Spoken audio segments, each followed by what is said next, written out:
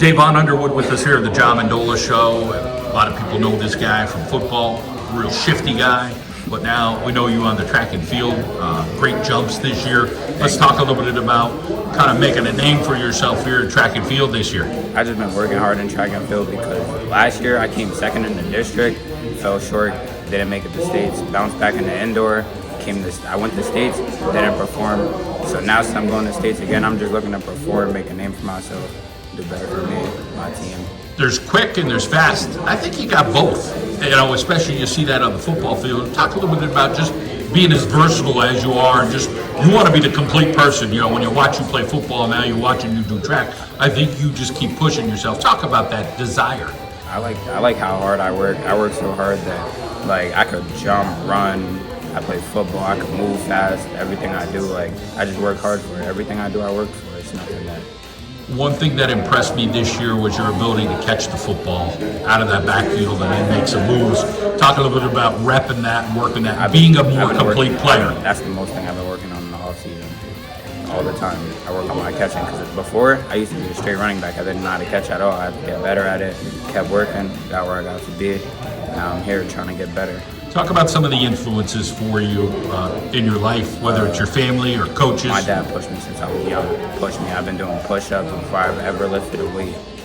He pushed me so far. Coach Dame, everybody in my life, all the coaches I had, but the biggest, that are most important, Coach Dame and my pops. They did it all for me. I wouldn't be where I was if it wasn't for them.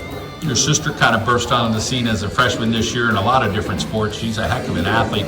Talk about watching her, and I'm sure she looks up to you, but I'm sure in some ways you're like, hey, she's pretty good. I look up to her too. Yeah, I was very happy for her. When I didn't even think she could get over 5'3". I seen her get over it, blew my mind. I'm very happy for her. She's going to states as a freshman, first time making a name for herself. She only got to go up from here. How much more you got in you with that long jump? Sky's the limit. I'm coming for first place. Let's talk about the technique with the long jump and all that goes into it. Obviously, some of it's a mental game because, you know, if you go over the line or, you know, your steps are off a little bit, you got to kind of reel yourself in. You just got to follow through everything you practice on. Don't get to the meet and don't freeze up. Follow through everything. Keep everything in your head. Don't make it a mind game. Don't make it where you're thinking you gotta go out here and you really gotta compete. Do what you gotta do.